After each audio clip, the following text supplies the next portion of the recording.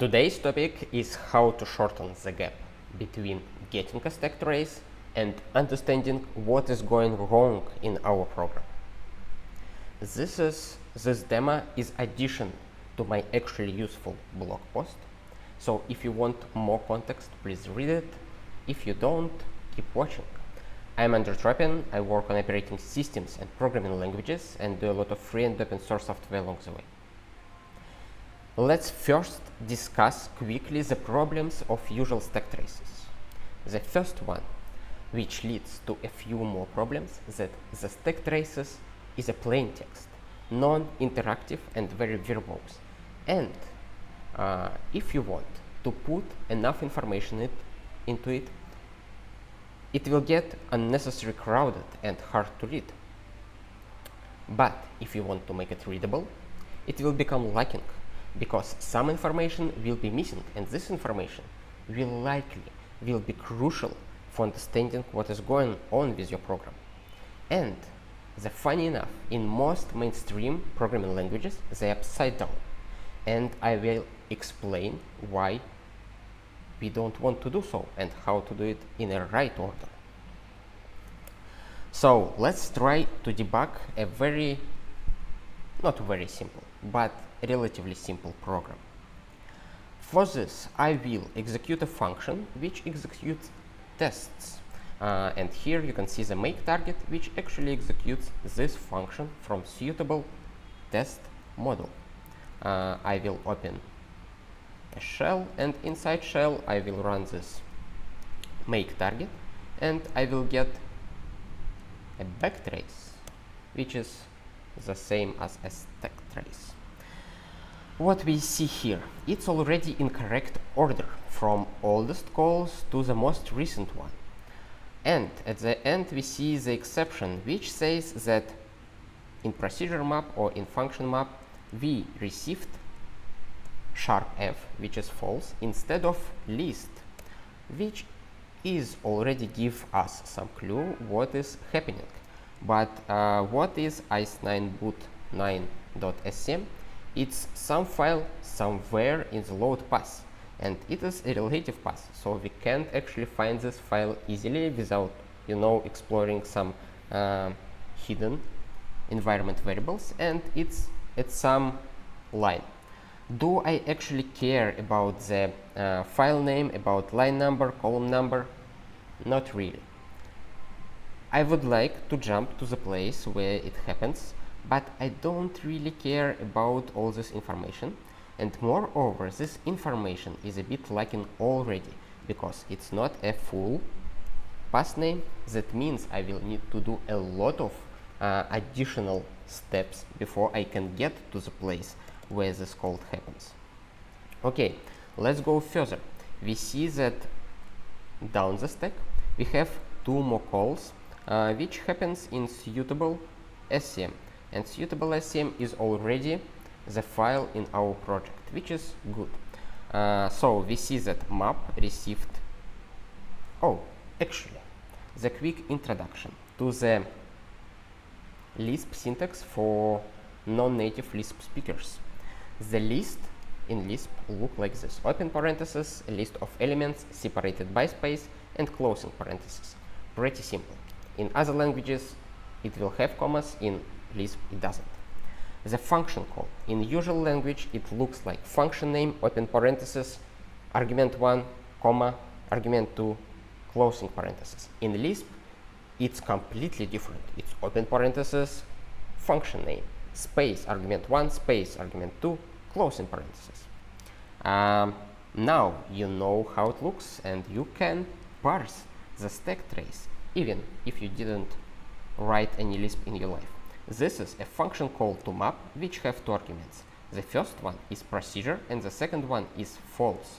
And here's the explanation, that you see #f means false, #t means true, something in angle brackets means an object of type something, which is quite easy.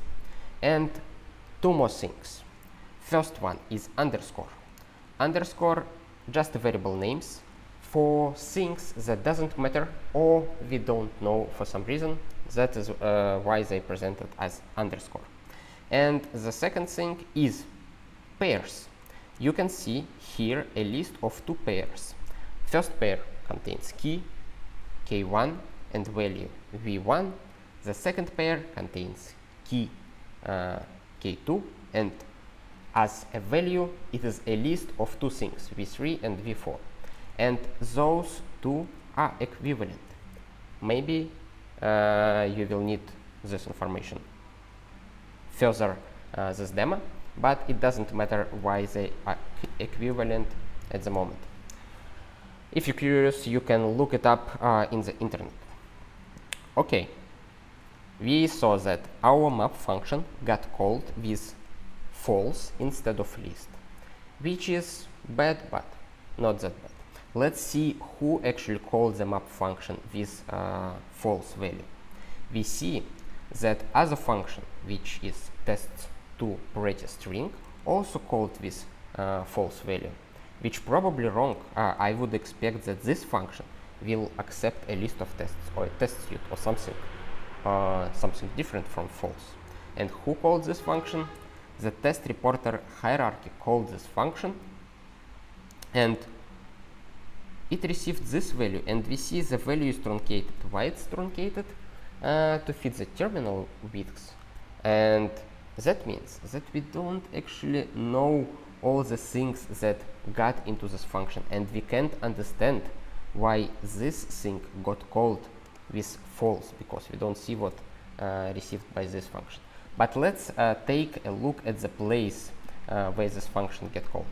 It's our suitable SCM. Let's open a suitable SCM file, and it's line 283.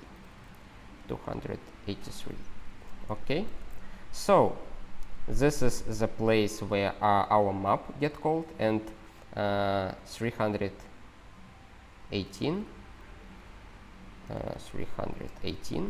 This is the place where our test-pretty string get called, and as argument it received test suite that extracted from message.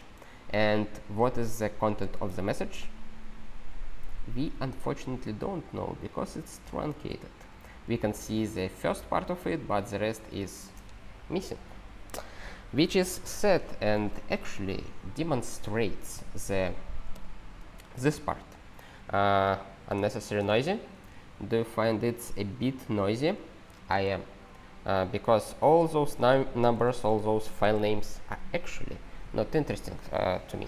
The underlying functionality to going to those files is interesting, but the files themselves and line numbers, I don't care about them.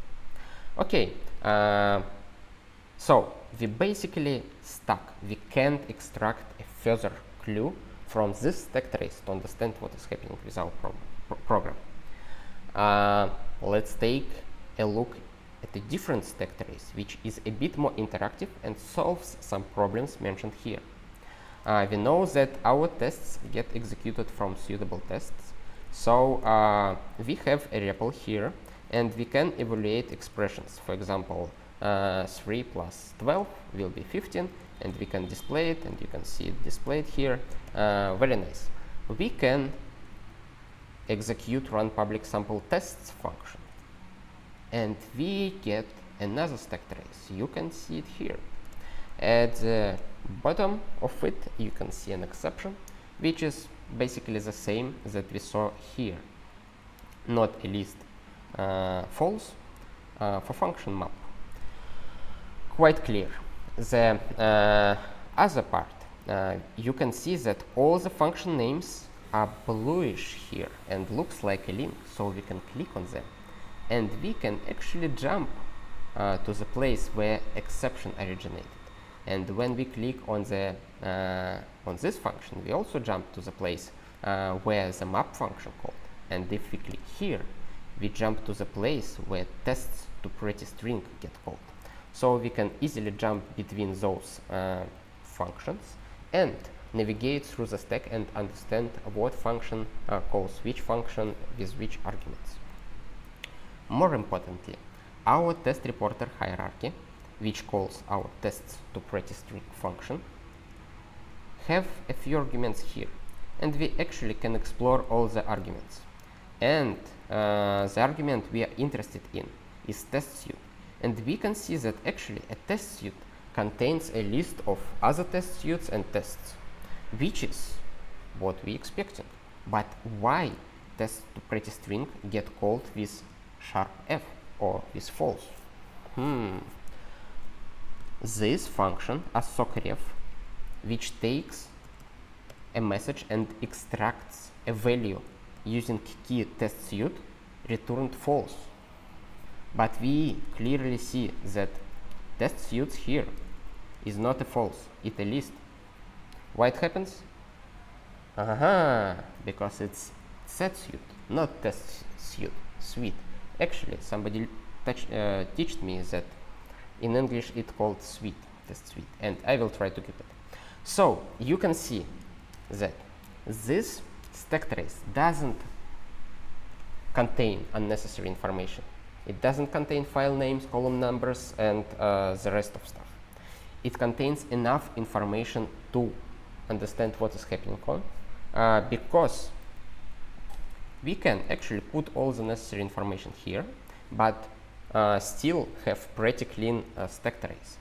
And the functionality to jumping to the place where the function called still remain, because this meta information saved in this stack trace but not presented to the user. And compare how hard to find a place mentioned in stack trace manually, comparing to the way we do it here, just by tapping one key binding. And you can see that with usual stack trace, we basically stuck here because there not enough information, and we need to restart our program and either print a stack trace differently or add some debug print or something like this. Here, we don't need to restart our program because there is no missing information. We can easily jump to the places where the function get called and find the problem very quickly. Okay, now let's evaluate the code. And now let's go to our namespace, close the stack trace, open REPL and evaluate it. And now you can see it executed correctly and did all the stuff it's supposed to do.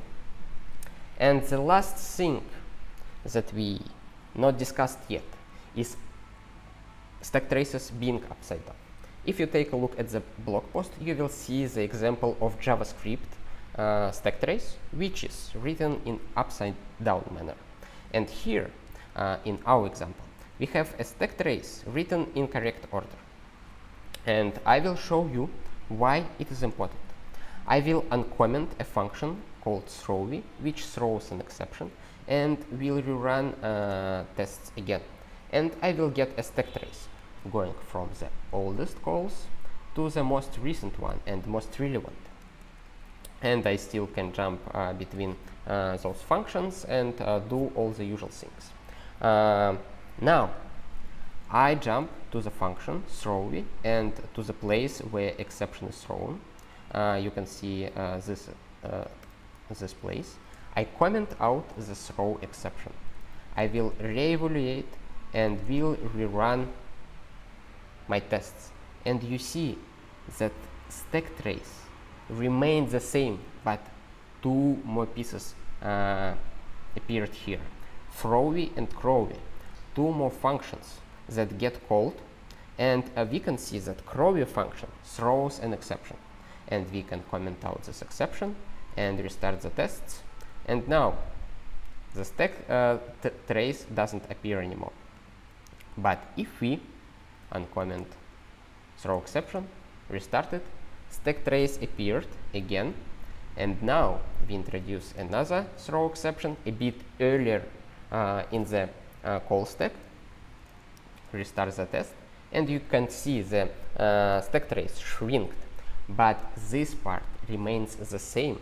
And when we go further and not only viewing stack trace just as a stack trace viewer, but we'll convert it into the debugger, where you can actually set a breakpoints and jump to further breakpoints.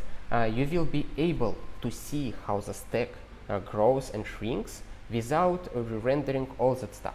If it was upside down, we would need to invent a completely different UI that can grow upwards. And this is quite a rare thing, and you probably won't see it in any foreseeable future in some non-research places.